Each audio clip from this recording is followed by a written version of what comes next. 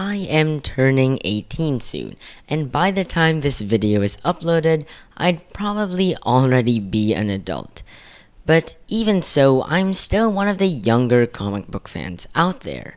Marvel and DC are always trying to get new readers, with waves of relaunches and reboots to accommodate younger people who want to start reading comics. When I got into the hobby, Marvel had just been 1 year into the relaunch called All New, All Different, introducing and featuring young heroes of different races and sexuality, which was designed for people around my age. This was met with quite a lot of controversy around that time, but honestly, I think it was alright. The mere fact that I'm still here shows that I wasn't disappointed with what I read from this era of Marvel. There were many books that had varying degrees of success. There were titles I desperately tried to enjoy but couldn't, ones that I found to be average and forgettable, some that were pretty solid, and a few of them that exceeded my expectations in a way I never expected them to, making this whole initiative one that was all over the place in terms of quality. But at the top of the list resides the one that started it all. A character so successful that she probably inspired the whole movement in the first place. A young hero named Kamala Khan, also known as Miss Marvel. My name is Joshua C, and today I'm going to explain the success behind Kamala Khan and why so many people resonate with this humane heroine. The backstory of the character's creation started with Marvel editors Sana Amanat and Stephen Wacker agreeing upon the idea to create a comic about a Pakistan female character living in America. They pitched this barebone concept to writer G Willow Wilson and artist Adrian Afona, who together fleshed out the character that would become Kamala Khan, the new Miss Marvel. The creators expected the series to last around 10 issues, but by the first, it was already a surprising success. Miss Marvel issue 1, published on February 5 of 2014, became a smash hit, needing to be reprinted several times just to accommodate all of the people who wanted a copy of it. That is absolutely insane. But first issues always sell well. So how did the series perform after that? Well, it still performed amazingly, especially in the digital marketplace and in trade paperback form. What was just supposed to be a fun experiment became a sensation that continues to last until today. Many refer to Kamala Khan as the Marvel character that has defined this generation of comic book readers and fans, and that is such high praise for a character that only debuted a few years ago. So let's finally get to her origin and the multitude of things that make the book work. Kamala Khan is a Muslim Pakistani American living in New Jersey with her brother and parents. In the first story arc, she is informed about a party which is going to take place later that night. She wants to go, not because of her fondness of parties, but out of her desire to be normal. See, she grew up in America under her Muslim Pakistani parents, so she had a very different childhood compared to the people she usually interacted with. The desire to fit in with the group overpowers her, and she sneaks out of her house even though her parents didn't allow her to go to the party. She ends up absolutely regretting her decision since she gets teased by the people at the party. Out of nowhere, Terrigen Mist appears, and Kamala ends up getting the power to change her body according to her will, whether it be altering the size of her body or shapeshifting to look like someone else. After the Terrigen Mist knocks her out and gives her powers, she wakes up in the form of Captain Marvel, her personal hero and role model. And yet, she doesn't feel right about the situation and realizes that she should just be herself. She then saves the girl who teased her and later decides to become a superhero, like the ones she's been admiring and writing fanfiction about since childhood. This origin is pretty good. It lays the groundwork, introducing the characters and plot lines that will continue to be more interesting as the series goes on. This is definitely one of those titles that improves over time, and as the book goes on, you end up caring much more about Kamala Khan than when you started. One thing that stood out to me when analyzing Kamala Khan is how many aspects there are to her character. Unlike my videos on Dick Grayson and Oliver Queen, where I point out one specific thing that makes them special, Kamala is different. She is special because of multiple things, and is a character who is more than the sum of her parts. So let's discuss each one. The first major thing about Kamala Khan is that she is a superhero fan and a gamer. She has merchandise, makes successful fanfic, and has superhero knowledge that rivals Agent Phil Coulson's, the guy who works with S.H.I.E.L.D. Kamala being a fan immediately makes the character somewhat relatable, as the people who read Ms. Marvel are most likely fans themselves. Whenever she has nerdgasms and is in absolute awe of other superheroes that she encounters, it's honestly adorable and hilarious, because I would probably have the same reaction as well. The specific hero that Kamala admires the most, her favorite superhero out of the multitude in the Marvel Universe, is Carol Danvers, aka the current Captain Marvel, aka the previous Miss Marvel. Kamala is basically getting her dream job, taking the mantle of her favorite superhero, who she has looked up to so much during her lifetime. And now, she views the world in an entirely different way, and realizes how much of a burden this role truly carries. But we'll talk about the burdens later. Honestly, characters who have being a fan as one of their major traits can honestly get pretty annoying and cringy at times. Yet G Willow Wilson knew how to portray Kamala as a super fan without it being a negative aspect of her character, but instead a charming one that easily connects her with the reader. It also helps that this isn't the only character trait she has, but is one among the many that stand out. The second thing that makes her interesting to me is her heritage and race. Kamala Khan is a Muslim Pakistani American, and even though I am none of those things, that still resonates with me. In the book, Kamala Khan often wonders where she belongs.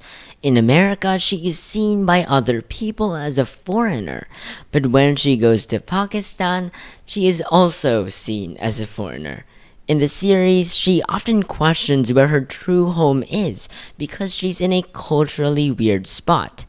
Now, I don't feel really bad about my situation, but that's because I'm a sheltered kid. I would probably have the same thoughts if I was more exposed to the outside world. For some background, I live in the Philippines and am a Filipino citizen, but I'm Chinese in heritage. Here, when I meet people outside my circle of friends and family, they do view me as a foreigner, and I probably don't belong in China or Taiwan because I can barely speak Mandarin. It's honestly pretty cool to have a fictional character reflect me in some way, even though her background is completely different. It's cool to see Muslim and Pakistani culture in the book. The food that they eat, the clothes that they wear on formal gatherings, and other minor details show how much effort and care the creative team put in. There are multiple scenes throughout the comic where Kamala bonds with and asks questions to Sheikh Abdullah, the imam at the mosque, and these moments are pretty wholesome and sweet. Speaking of the mosque, let's talk about New Jersey and the artists behind the book. How do you make a world iconic? There are many ways, but one thing you could do is to make specific places of importance that characters constantly visit. A classic example would be the world of Batman having the Batcave, Bruce Wayne's mansion, and the Gotham City Police Department. These are places we always see, and make Gotham feel like an actual place. Kamala Khan's New Jersey also has iconic places. There's the mosque she occasionally visits, like I said earlier, but also a few others. There's Circle Q, a convenience store where her semi-love interest and sort of sidekick Bruno works at. There's also Kamala's school, Cole's Academic High, where she talks to her close friends, and usually leaves to go and save the world.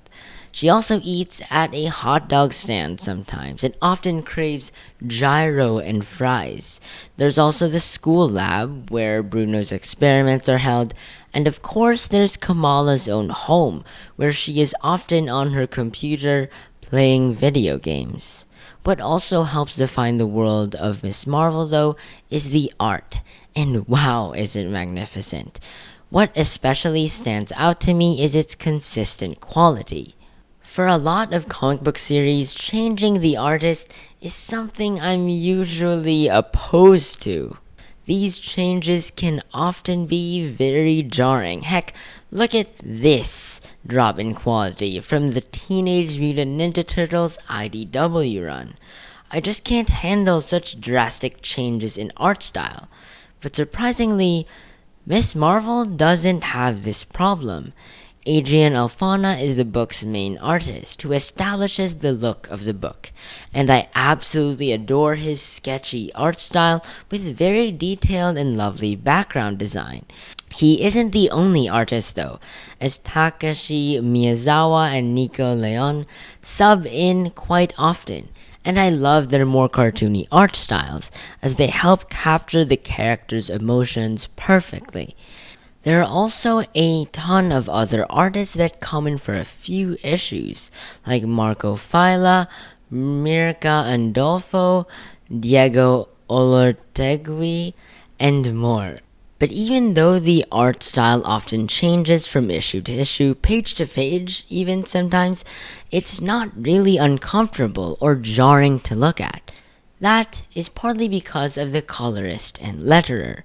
When the art in Miss Marvel switches, I don't feel uncomfortable because of Joe Caramagna's wonderful lettering and Ian Herring's gorgeous coloring job. In a long ongoing series, it's really hard for the art to stay consistently good, especially when the penciler changes every few issues. And that makes me appreciate the art of Miss Marvel even more. The rotating cast of artists are excellent, but Joe Caramagna's constant lettering alongside Ian Herring's constant coloring really help define the art of Miss Marvel, making the book have a consistent look and feel. And that is something really important, which often goes underappreciated. Also, the coloring is just fire to look at and is so pretty, especially during big set pieces and shots. Anyway, back to the world of Miss Marvel. Do you notice something? Unlike the world of Star Wars with its iconic ships like the Millennium Falcon and X and Y-Wing starfighters, absolutely astonishing set pieces like the Death Star and planets like Tatooine and Coruscant, the locations often shown in Miss Marvel are mundane. Schools, neighborhoods, restaurants, retirement centers, and a lot more sites that we see in our everyday lives. This not only makes Kamala's world feel closer to ours, but it reveals the focus of the entire comic book series. Miss Marvel isn't just a superhero book. It's also a slice of life book, with the core of the series being her friends and family. Although the series may be advertised as an action-packed ride featuring a Pakistani teenager with a really weird set of powers, which is accurate, it doesn't tell the full story. It's actually more of a slice of life comic than anything, and that is where the series shines brightest. A huge part of teenage life is the people around you, and G Willow Wilson took account of this when writing Miss Marvel. In the book, we often see Kamala spending time with her friends and family. And what's so exciting is seeing how these characters grow over time. I really like how family is depicted in the book. Kamala's family is not perfect, with their own unique quirks and struggles, but they love each other deep down. It might be a little cliche, but they make for a very wholesome reading experience. Kamala's brother Amir starts off as an overly religious and unemployed dude, but over the course of the book, we see him grow. He ends up finding love and starts a family, finally moving out of his parents' home. And when Sheikh Abdullah gets hospitalized, we see Amir step up to replace him as Imam, getting the religious job he's always wanted. He also ends up having a kid, and in one hilarious issue, Kamala and her brother-in-law have a really stressful time taking care of him. This kind of character growth is seen a lot in the series, and that is so cool because it makes your reading pay off. We see Zoe grow from a popular bully who teases Kamala at the beginning to a caring person who joins Kamala's friend group and has a crush on Kamala's other friend, Nakia. There's also an athlete bully named Josh, but instead of improving, he becomes a villain. It's also pretty funny because his last name is Richardson, and Josh Richardson is an NBA player who got drafted 1 year after Miss Marvel had her start. Even though he does become an antagonist, he isn't a one-dimensional character and has an actual motive and personality. Kamala's friend group is an important part of her character, so much so that in the 50th issue of the series, a huge number that any creator should be thankful for reaching, it was about a slumber party. Kamala invites her friends Zoe, Mike, and Nakia to her house for a sleepover, which constantly gets interrupted by superhero stuff that makes Kamala so overwhelmed and tired. Anyway, at the end of the issue, something touching happens, which I will not spoil, but this issue ends with a sweet moment of all of them hugging each other. But there is one more important friend of Kamala that isn't in this photo. A character so integral to the story that I just have to talk about him. His name is Bruno Carelli, and he is a crucial part of the story. When Kamala first got her powers, he was the one who helped her become a superhero. He helped create her costume and always makes gadgets to fix whatever dangerous situation Kamala is in. But he isn't just the typical smart sidekick, because he secretly loves Kamala, and it's obvious even to her. Both of them are childhood friends who met each other on their first day of class. Bruno was actually alone that time because he smelled, which was a result of his difficult childhood, with his mom being a drug addict and his family struggling to make ends meet. Kamala's parents, knowing this, pushed her to sit with him, and that's where the relationship began. These two are at the core of the book, and seeing how their relationship progresses is really interesting. It gives you something to look forward to, and I appreciate how real their interactions feel. There's awkward moments and some that are really powerful. When Bruno confesses his love to her, Kamala responds by saying that she does love him, but can't be with him. Then, later in the book, Bruno dates Mike, and Kamala is hurt, but at the same time, it's no one's fault, because it was Kamala who told Bruno to move on. Kamala then befriends Mike and learns to appreciate her despite the awkward relationship that they have. This drama in Miss Marvel is interesting because there isn't really any character at fault. It's so easy to just make Bruno and the rest of the Miss Marvel cast one-dimensional. But there's so much care put into them that I can't help but admire them all. The people around Kamala don't feel like fictional characters, but instead real people with a wholesome heart who not only keep Kamala's mental health stable, but also make every battle Kamala has that much more intense. Every fight I've ever had feels like the first fight I've ever had. The stakes are always terrifying, the outcome uncertain, the line between good and evil a little weird. But one thing is always the same. It's always personal. I have a question. Who does a superhero fight for? I mean, they obviously fight for the safety of humanity, but it's not often when we actually see and care about the people the superheroes are protecting. But because Miss Marvel has an emphasis on the normal people around Kamala, we actually care when the city is in danger. Kamala's friends and family are often involved with whatever is dooming their neighborhood, and so the stakes are always high.